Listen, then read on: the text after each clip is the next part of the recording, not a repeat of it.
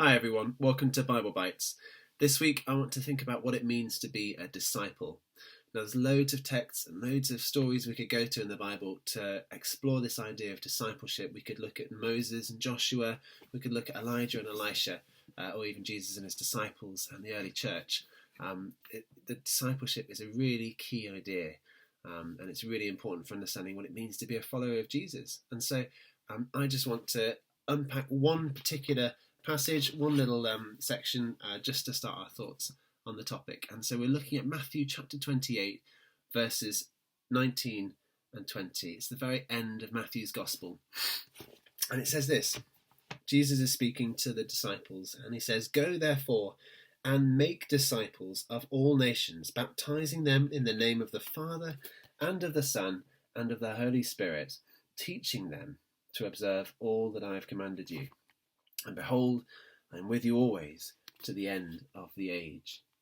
Now this section of Matthew, this very ending, picks up a theme that starts right at the beginning. We read about Mary and Joseph with this baby boy, and that this boy is described as Emmanuel.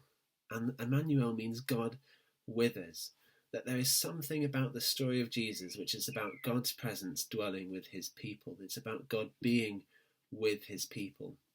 And that's integral to the Christian understanding of discipleship, that to be a disciple is to be someone whom God's presence is with and amongst the community of disciples. And so Jesus says, as you go out and make disciples, make more disciples, more followers of Jesus, and as you teach them and as they learn, my presence will be with you. My presence will be amongst you. And that's a key distinguishing mark of a Christian disciple over and against any other type of disciple. Now, up until this point, I've used the word disciple quite freely without saying what it actually is. Well, a disciple in the first century, the discipleship wasn't a new idea. It wasn't something that Jesus came up with. It was an idea that was already around. And I guess a modern day sort of parallel might be the apprenticeship, where the apprentice would learn alongside the master, and by the end of the apprenticeship, the apprentice might be able to do what the master can do, or be trying to become like the master, and then they would be ready then to apprentice other people who are learning that trade or that craft. That might be a similar parallel, except for in the first century, discipleship was like that, but it was knocked up to the nth degree. It was absolute utter commitment. To be a disciple of someone wasn't a casual thing where, every other day or at the weekends, I'm a disciple of so-and-so. It is, my life is given over to this. My life is poured out to this end, to be a disciple of this person, to be a learner of this person. That when there was a saying that as a disciple followed their rabbi, their hope would be that the dust of the rabbi's feet as they walk along the dusty roads would be caught up and it would land upon them, and that they would be covered in the dust of their rabbi.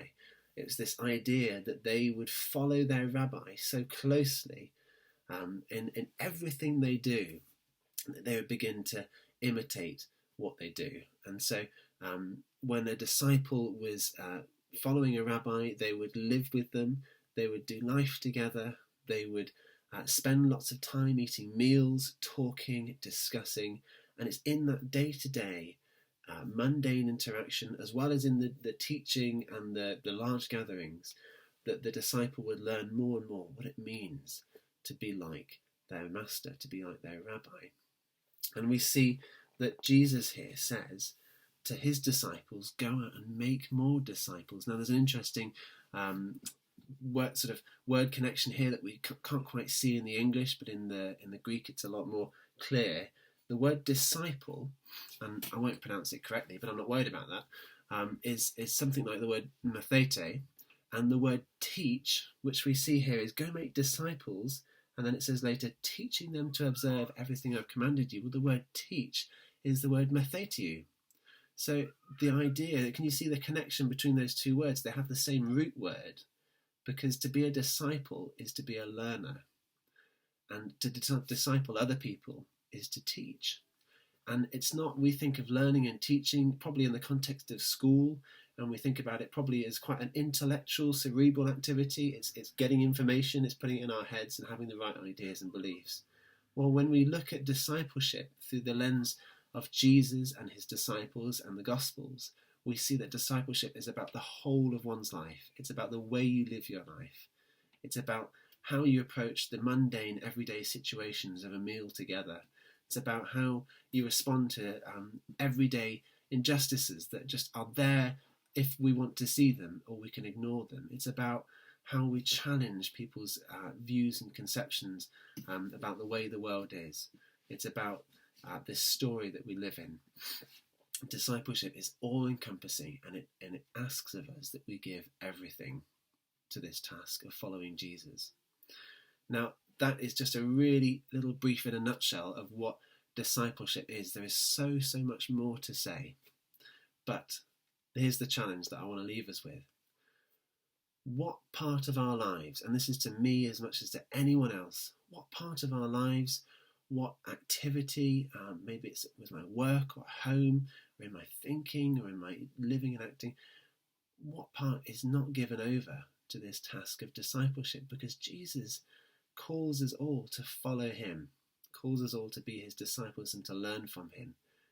What have I withheld? What have I not put into this task of being his disciple? Because that is the area in which I most want to grow in. That's the area that I want to see transformation in, as I learn what it means to be like my master, to be like Jesus in my everyday life. I wonder what that area is for you. And as you think and reflect, think about how you might put into practice what it means to be a disciple in the whole of our lives. Hope it's helpful. Let me know what you think. Thanks.